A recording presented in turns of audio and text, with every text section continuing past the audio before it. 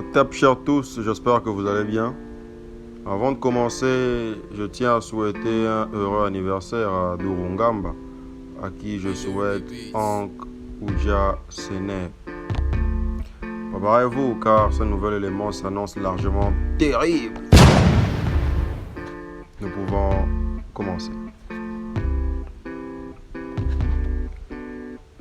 La Rose-Croix et surtout la franc-maçonnerie sont des sociétés secrètes occidentales extrêmement puissantes et présentes partout dans le monde.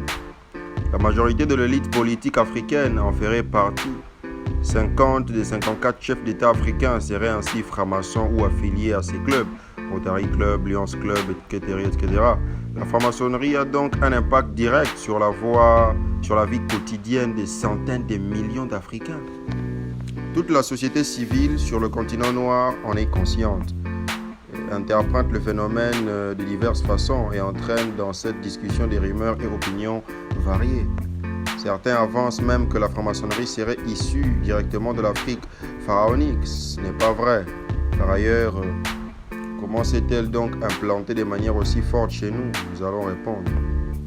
Le lecteur est invité à se documenter sur la philosophie africaine Mahat afin de saisir l'entièreté de cet article. L'Afrique, aux origines des sociétés secrètes. L'Afrique, berceau de l'humanité et de la civilisation humaine, est le continent où les premiers humains ont fait naître les premières sociétés secrètes. En effet, nos anciens ou nos ancêtres avaient compris que le savoir pouvait être à la fois positif, constructeur, source de progrès et de bienfaits, Mahat, et à la fois négatif et destructeur, source de malheur, Isfet, lorsqu'on en fait mauvais usage. Afin de maintenir la Mahat, tout le savoir ou toutes les connaissances ne devaient pas tomber entre les mains de quelqu'un de mal intentionné qui pourrait en faire mauvais usage, ouvrant la voie à des situations de déstabilisation, de désordre ou de chaos. Pour cela, nos ancêtres, en transmettant les savoirs, veillaient toujours à les mettre sous le sceau du secret et à les passer à des personnes qu'ils jugeaient appropriées. Cette pensée a poussé nos aïeuls à créer des sociétés secrètes, des confréries d'initiés qui conservent tous les savoirs, histoire, tradition, connaissances, etc., etc., utiles à la vie et à la survie d'un peuple et à son organisation dans le temps et dans l'espace. C'était dans le culte ésotérique. Les sociétés secrètes et les confréries d'initiés africaines, à force de détenir des connaissances, sont devenus des endroits où se sont concentrées des élites, des intellectuels et des dirigeants de haut niveau qui ont marqué leur empreinte de l'histoire africaine.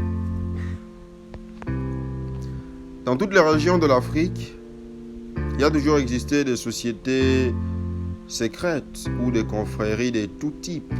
Confréries des bâtisseurs, confréries des chasseurs, des médecins, des guérisseurs, d'astronomes, d'historiens, des prêtres. Ces sociétés secrètes existaient même du temps de la civilisation pharaonique et étaient régies comme pour les aspects de la vie par les lois de la Mahat, ordre, justice, vérité, harmonie et que sais-je encore. Ce sont ces sociétés secrètes qui ont continué à bâtir partout sur le continent les civilisations qui sont nées lorsque la civilisation pharaonique s'est effondrée, Ghana, Zimbabwe, Ifé, Bénin, etc., etc. Elles devaient donc agir correctement pour maintenir les équilibres nécessaires à l'épanouissement, la vie et la survie de leur peuple et de leur nation. C'est le lieu de se poser la question suivante. La franc-maçonnerie et la Rose-Croix faisaient-elles partie des sociétés secrètes et des confréries d'initiés existantes du temps de l'Égypte antique?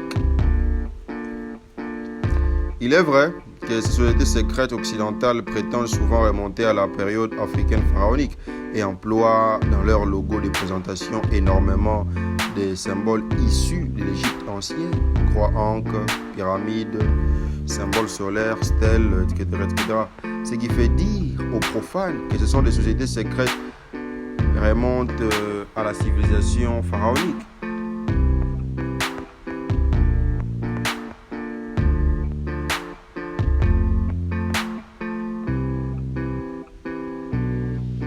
Il n'existe cependant aucun document, papyrus ou fresque ni aucun texte antique de l'Égypte ancienne qui parle de la franc-maçonnerie ou de la Rose-Croix, ou atteste la naissance de la franc-maçonnerie ou de la Rose-Croix en Égypte ancienne. Il n'existe par ailleurs aucun mot, aucun terme dans le lexique pharaonique qui signifie Rose-Croix ou franc-maçonnerie, ou qu'il est susceptible de traduire par ces mots. C'est pourquoi l'idée selon laquelle ces sociétés secrètes occidentales remonteraient à l'Égypte ancienne est une idée fausse et un mensonge pur et simple jusqu'à preuve du contraire. Puisque la franc-maçonnerie et la Rose-Croix ne sont nullement d'origine africaine, quelles sont les informations permettant de retracer leurs origines? Puisque la franc-maçonnerie et la Rose-Croix sont des sociétés secrètes occidentales, c'est donc en Occident qu'il convient de chercher leurs traces. Les plus anciennes sociétés secrètes occidentales viennent de la Grèce antique. Il convient de rappeler que la Grèce, berceau de l'humanité occidentale, berceau de la civilisation occidentale, a été entièrement civilisée par l'Égypte strictement noire et africaine. Cependant, il n'existe aucune trace de la naissance de la franc-maçonnerie ou de la Rose-Croix dans l'Antiquité gréco-romaine. Les recherches dans la plus grande partie du Moyen-Âge occidental montrent que l'hermétisme et l'alchimie ont continué en Occident durant cette période, mais donnent le même résultat d'absence concernant la franc-maçonnerie.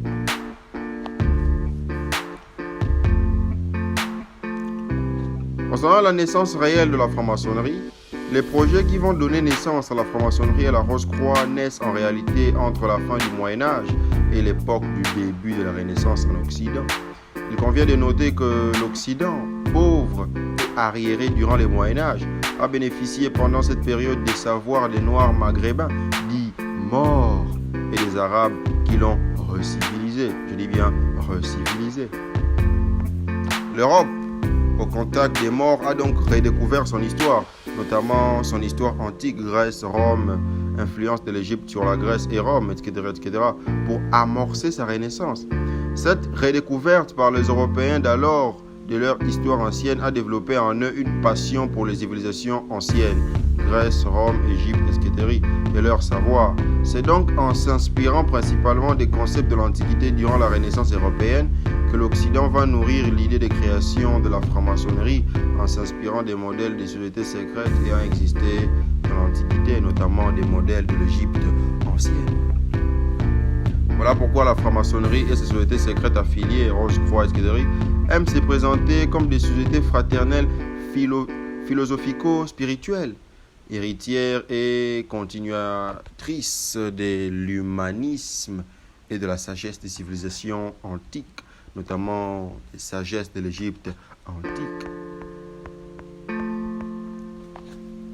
Mais contrairement aux sociétés secrètes africaines existant pour garantir l'ordre et la mise en sécurité des savoirs ancestraux, les sociétés secrètes occidentales poursuivront en réalité un autre but que nous verrons progressivement dans les lignes qui suivent. C'est dans le monde anglo-saxon que la franc-maçonnerie naîtra. Les premières loges verront le jour en Écosse, exemple la loge écossaise de Kilwenning. Et là, les idées maçonniques vont gagner l'Angleterre puis se répandre progressivement dans toute l'Europe, notamment durant la Renaissance. La franc-maçonnerie va façonner le paysage des idées en Europe, d'abord tapis dans l'ombre.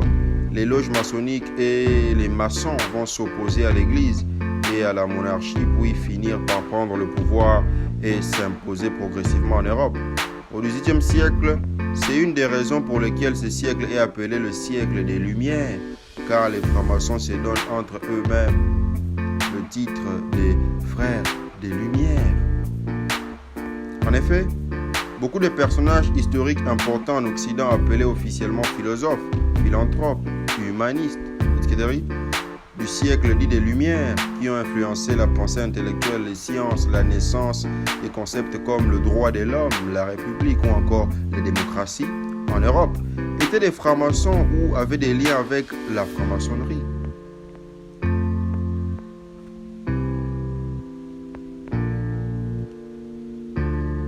Ainsi en Europe, la chute du couple Église-monarchie a progressivement laissé la place pour l'apparition du couple franc-maçonnerie-république ou franc-maçonnerie-démocratie.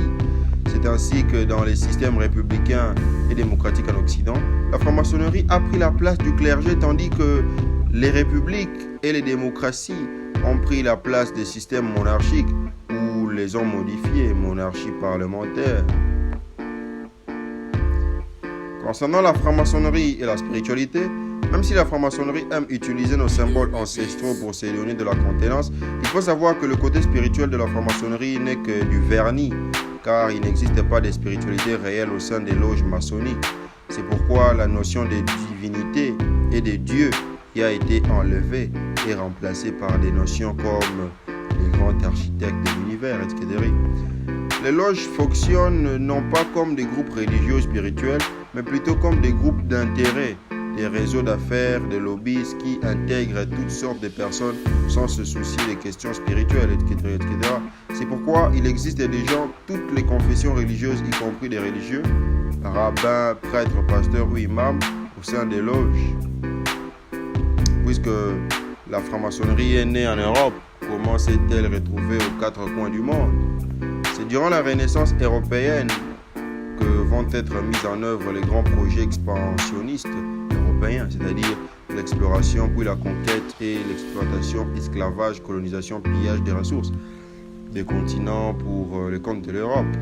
Puisque des loges maçonniques existaient dans l'ombre déjà à cette même époque des grands explorateurs européens, on comprend que des loges ou des maçons de ces époques ont accompagné ou soutenu ces projets impérialistes. Voilà pourquoi tous ces projets impérialistes de conquête, colonisation et consorts portent la marque de la franc-maçonnerie dans le sens où ils sont présentés officiellement par l'Europe comme des œuvres d'humanisme, des civilisations, etc., alors que ces projets n'étaient autre chose que le mal incarné.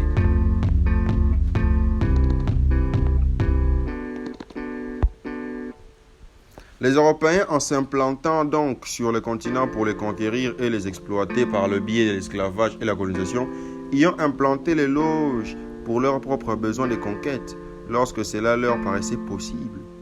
C'est cela dans le sens de la notion d'ordre mondial, terme maçonnique pour définir l'ordre du monde tel que voulu ou souhaité par l'Occident. C'est ainsi que les loges maçonniques sont apparues dans le monde et en Afrique. C'est tous ces processus d'implantation à travers le monde qui ont permis à la franc-maçonnerie de devenir aujourd'hui une puissante nébuleuse mondiale croissant.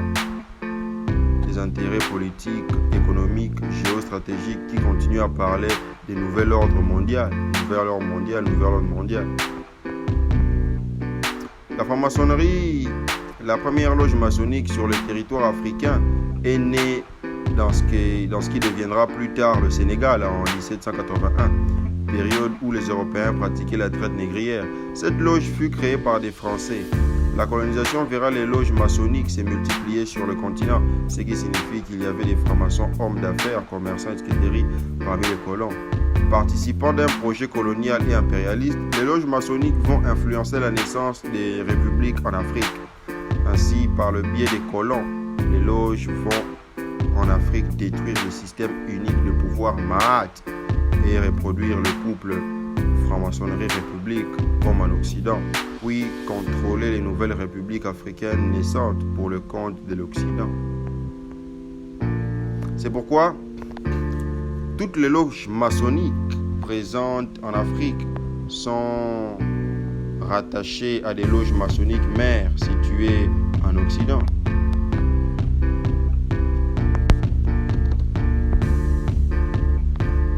Donc jusqu'à aujourd'hui, l'Occident qui contrôle les loges africaines. Cela signifie que la plupart des loges maçonniques en Afrique ne sont donc pas des loges africaines, mais plutôt des loges occidentales implantées en Afrique. Ces loges travaillent contre l'Afrique pour le compte de l'Occident. Contrôler l'Afrique passe aussi par contrôler les élites africaines, présidents, ministres, décideurs, censés diriger les pays africains. C'est pourquoi les loges maçonniques en Afrique ont incité hier et incitent toujours aujourd'hui parfois par la séduction ou la pression de nombreuses personnes qui souhaitent accéder à des hauts postes en Afrique ou devenir des élites africaines à entrer dans des loges maçonniques. On leur y promet des soutiens, la possibilité de se faire un réseau d'hommes puissants, de l'argent, des comptes bancaires à l'étranger, des possibilités énormes en termes de carrière, et plein d'autres artifices que l'Occident sait bien vanter. C'est ainsi que notre élite, en raison de l'aliénation ou d'intérêts personnels, se laisse distraire par ces sirènes et se retrouve dans des loges, formant ainsi des réseaux de cooptation des dirigeants contrôlés par l'Occident au sein des États africains.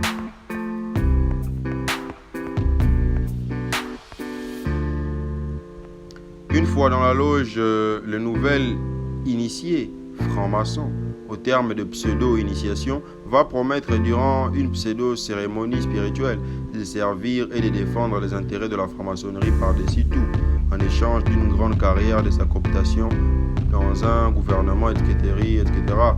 Le serment prêté par Ali Bongo Ondimba lors de son installation en tant que grand maître de la Grande Loge au Gabon en est un des exemples typiques. Moi, Ali Bongo Ondimba, en présence du grand architecte de l'univers et de cette grande loge de maçons francs et acceptés, régulièrement tenue, assemblée et consacrée, de mon plein gré et consentement, par ceci et sur ceci, je promets solennellement que je m'acquitterai des devoirs de grand maître de la Grande Loge du Gabon, fidèlement et consciencieusement, avec zèle et impartialité, et au mieux de mes aptitudes, jusqu'à ce qu'un frère ait été dûment élu et installé à ma place. Dans cette haute fonction, je ferai tout ce qui est en mon pouvoir pour servir les intérêts de la franc-maçonnerie régulière en général et de cette grande loge en particulier. Le grand architecte de l'univers m'aide et m'arme de constance pour remplir cette obligation solennelle que je prends comme grand maître de la Grande Loge du Gabon.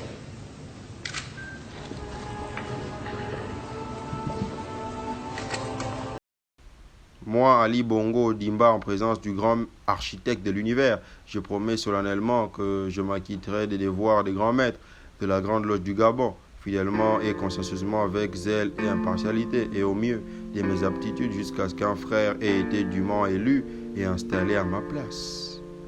Dans cette haute fonction, je ferai tout ce qui est mon pouvoir pour servir les intérêts de la franc-maçonnerie. Puisque toutes les loges dites africaines sont reliées à des loges mères occidentales situées en Occident qui les contrôlent, toutes les loges africaines font des comptes rendus à leurs activités aux loges mères en Occident. Cela permet aux Occidentaux de contrôler presque entièrement, à travers les loges, de nombreux dirigeants et décideurs africains et de manipuler les élites africaines qui se sont dévouées volontairement et involontairement à l'Occident en entrant dans les loges. Ainsi, les loges sont des lieux où se préparent des intrigues et des magouilles politiques visant à placer des personnes à des hauts postes. Exemple, projet de coup d'État, trucage d'élections, etc. Des dirigeants comme Idriss Déby, Sassou Nguesso ou encore Ali Bongo, paix à son âme Idriss Déby, sont des francs-maçons notoires. Idriss Déby fut un franc-maçon notoire. Les soutiens des loges maçonniques font partie des raisons de leur longévité au pouvoir ou encore des raisons de leur important taux d'accumulation de biens matériels et d'avoirs en Occident. Puisque contrôlées par l'Occident, ces loges influencent les élites africaines pour qu'elles prennent des décisions dans le sens qui ne contrarie pas les intérêts occidentaux en Afrique. Puisque tenues en laisse par les loges ou ayant des avoirs à l'étranger par le biais des loges, beaucoup de dirigeants africains ayant pactivé avec les loges ne sont pas libres pour faire des choses qui vont dans le sens du bien-être de l'Afrique et des Africains. C'est toutes ces choses qui expliquent aussi le silence coupable et les trahisons de plusieurs dirigeants africains lorsque l'Occident, en raison des conflits d'intérêts, se met à menacer les pays et les dirigeants africains, soutenir des rébellions en Afrique, etc. Sur le plan des idées, la franc-maçonnerie participe à la diabolisation de la spiritualité kamite. En effet, il n'a échappé à personne que cette société utilise abondamment nos symboles, pyramides, croix, encre, etc. pour ses logos et sa propagande. Puisque la franc-maçonnerie utilise nos symboles de Maat, mais se livre à des actions qui sont dans l'ordre du mal, donc contraire à la Maat, cela répond dans les esprits l'idée que ceux qui utilisaient ces symboles antiques, donc nos ancêtres de la vallée du Nil, commettaient le mal. Ainsi, à cause de la franc-maçonnerie, beaucoup font des confusions entre la spiritualité kamite de la période pharaonique et la franc-maçonnerie. Cette confusion est savamment utilisée par les responsables religieux des religions dites révélées qui font des propagandes pour combattre la spiritualité africaine et interdire à leurs adeptes africains de retourner vers la spiritualité de leurs ancêtres. Que faut-il faire? Que faut-il retenir de la franc-maçonnerie en Afrique? La franc-maçonnerie est une société secrète occidentale implantée en Afrique. De ce fait, elle agit en Afrique non pas pour l'Afrique, mais pour le compte de l'Occident. Puisqu'en Afrique, la franc-maçonnerie participe du projet impérialiste de conquête et de domination de peuples et territoires, esclavage, colonisation, pillage des ressources pour le compte de l'Occident. La franc-maçonnerie participe au contrôle, à la manipulation et à l'aliénation mentale des élites et des dirigeants africains pour le compte de l'Occident. La franc-maçonnerie participe à la diabolisation de la spiritualité africaine.